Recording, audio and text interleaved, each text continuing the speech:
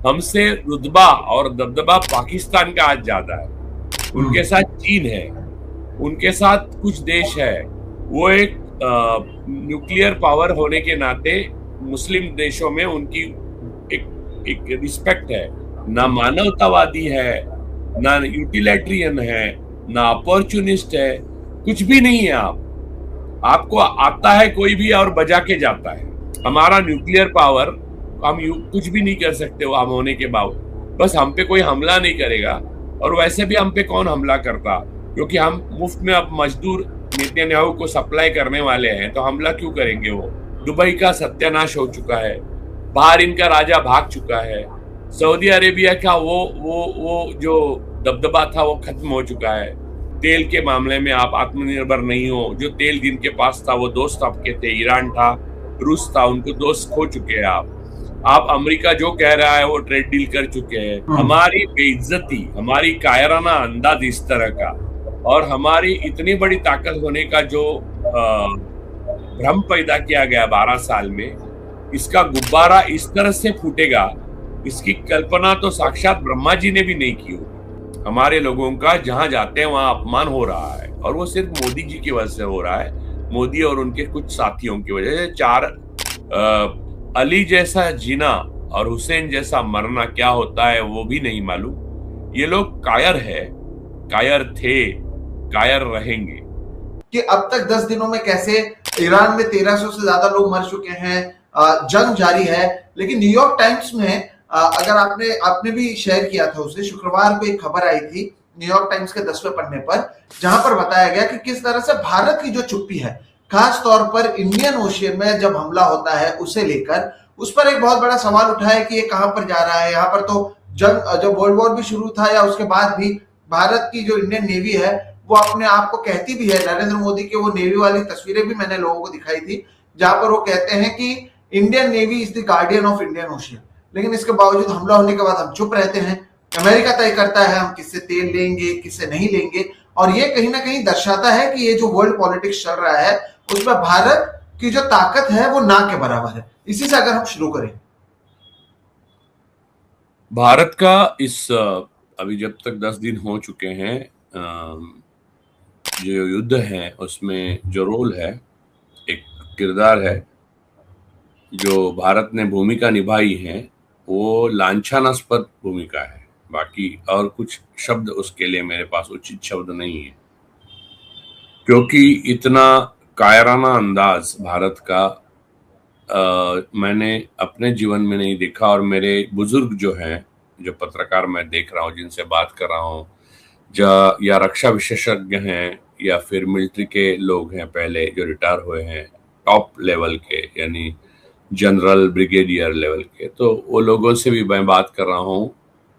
वो लोग कह रहे हैं कि भारत इस तरह से कभी बर्ताव नहीं करता है। ईरान की जो क्षति हुई है उसके बारे में आपने बताया, लेकिन इजराइल की जो क्षति हुई है वो न भूतो न भविष्यति ऐसी क्षति हुई है।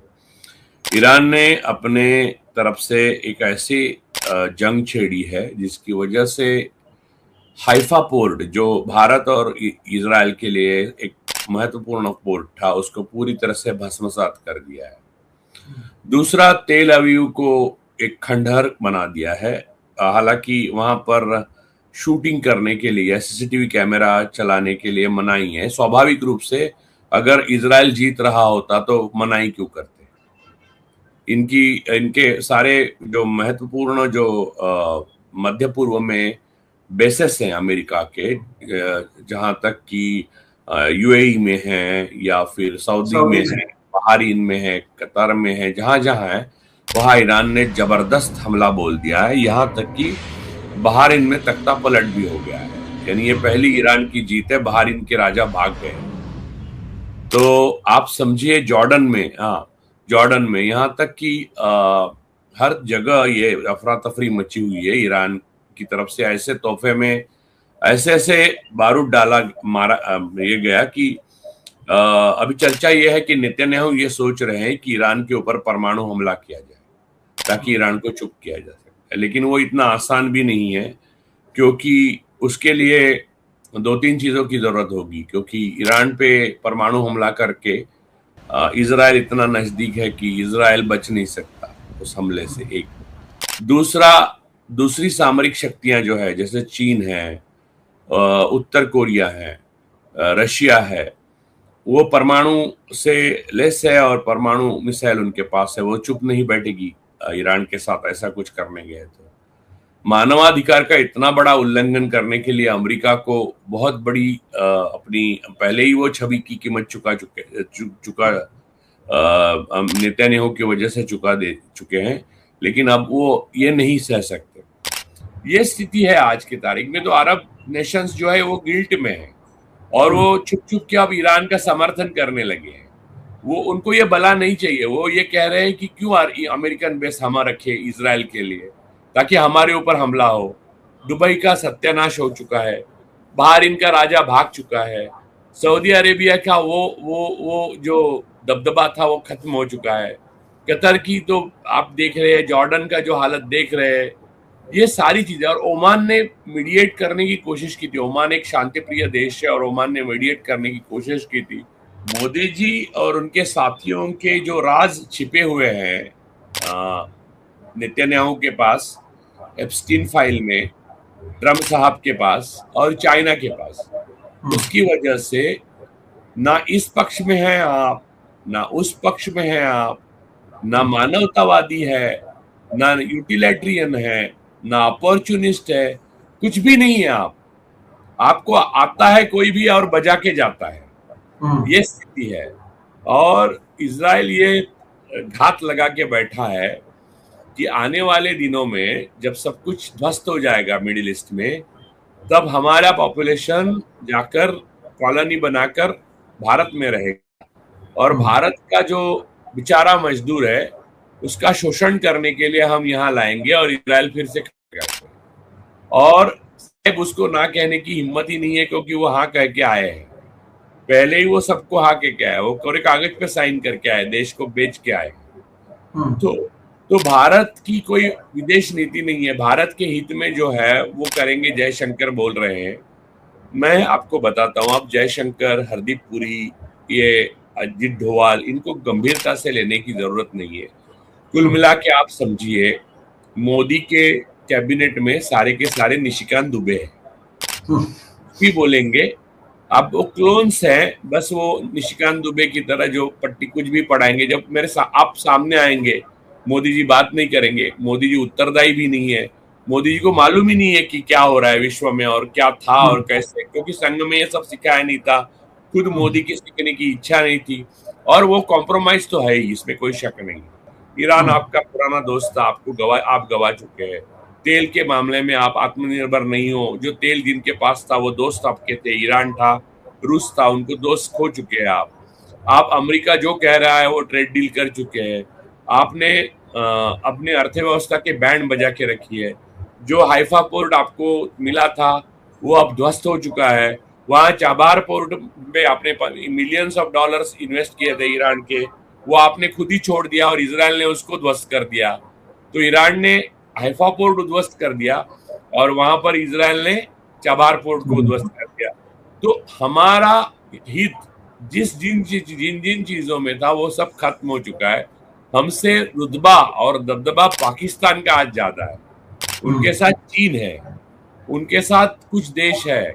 वो एक न्यूक्लियर पावर होने के नाते मुस्लिम देशों में उनकी एक रिस्पेक्ट है और हमारे पास कुछ भी नहीं है। हमारा न्यूक्लियर पावर, हम कुछ भी नहीं कर सकते वो हम होने के बावजूद। बस हम पे कोई हमला नहीं करेगा, और वैसे भी हम पे कौन हमला करता, क्योंकि हम मुफ्त में अब मजदूर नेतन्याहू को सप्लाई करने वाले हैं, तो हमला क्यों करेंगे वो। हमारी बेइज्जती, हमारी कायराना अंदाज इस तरह का और हमारी इतनी बड़ी ताकत होने का जो भ्रम पैदा किया गया 12 साल में, इसका गुब्बारा इस तरह से फूटेगा, इसकी कल्पना तो साक्षात ब्रह्मा जी ने भी नहीं की होगी। तो ऐसी भारत की बच चुकी है कि भारत की जनता के लिए मोदी रेजिम एक श्राप बन गई है। ये रेजिम जब तक जाती नहीं तब तक भारत को अपने खुद के रास्ते, जिसमें उसका हित है और भारत की सामरिक शक्ति का जो एक दबदबा था उसको पुनर्स्थापित करना है, वो सब करना मुमकिन नहीं है। तो भारत को जल्द से जल्द इस पे विचार करना चाहिए, भारत के विपक्ष को, भारत की जनता को। कायरता का प्रतीक अगर आपको ढूंढना है तो स्विट्जरलैंड तक मत जाइए। मालदीव्स, स्पेन, बेल्जियम, अजरबैजान, ऐसे छोटे देश, इसमें से कुछ न्यूक्लियर पावर, मालदीव तो हमारे ऊपर निर्भर करता था, डिपेंड रहता था। ऐसे देशों ने इजराइल से सीधा पंगा ले लिया है और उनकी मानवताहीन जो कृत्य है, काम है, उसकी भर्त्सना की है। रही बात डील की, वो डील एक ब्लैकमेल डील है, और ब्लैकमेल इस देश को नहीं किया गया, एक व्यक्ति को किया गया जिस देश को मुखिया बना बैठा है। मालूम है ना, आपने देखा होगा वो वीडियो। उनको बाहर जहां पर रोड रेल की जगह यहाँ वहां दौड़ना पड़ रहा है, उनको अंदर नहीं लेते, उनको बाहर निकाल देते। तो बराबरी का डील तो इजराइल से भी नहीं है। उन दोस्ती दिखाने के लिए जो है वो मोदी और नेतन्याहू में, वो भारत और इजराइल में नहीं है। भारत कभी एंटीसेमेटिक तो था ही नहीं, सवाल ही नहीं, भारत को एंटीसेमेटिक होने का सवाल ही नहीं उठता। हम भी नहीं थे, आप भी नहीं थे, हमको मालूम भी नहीं है। एंटीसेमिटिज्म यूरोप की कॉन्सेप्ट है, और यूरोपियन ने, जो जर्मनी ने सेकंड वर्ल्ड वॉर में किया था वो था। लेकिन भारत बाकी देशों के साथ गर्व से खड़ा रहता था, वो अब नहीं रहा। हमारे लोगों का जहां जाते हैं वहां अपमान हो रहा है, और वो सिर्फ मोदी जी की वजह से हो रहा है, मोदी और उनके कुछ साथियों की वजह से। अहमदाबाद में जो क्रिकेट मैच हो रही थी उसके लिए आप जा सकते हो, वहां पर जो भी आपको जाना भी जरूरी नहीं है, और वो मैच भी actual free and fair level playing थी नहीं। इसके ऊपर पहले नासिर हुसैन साहब ब्रिटेन के कैप्टन बोल चुके हैं। खैर उस पर मैं जाना नहीं चाहता, क्योंकि क्रिकेट के बारे में क्या ही बोले, उतना कम है। उसका जो गोबर करना था वो हो चुका है। लेकिन आपके मुसलमानों के बारे में कुछ नहीं मालूम, शियाओं के बारे में कुछ नहीं मालूम, अली जैसा जीना और हुसैन जैसा मरना क्या होता है वो भी नहीं मालूम। ये लोग कायर है, कायर थे, कायर रहेंगे।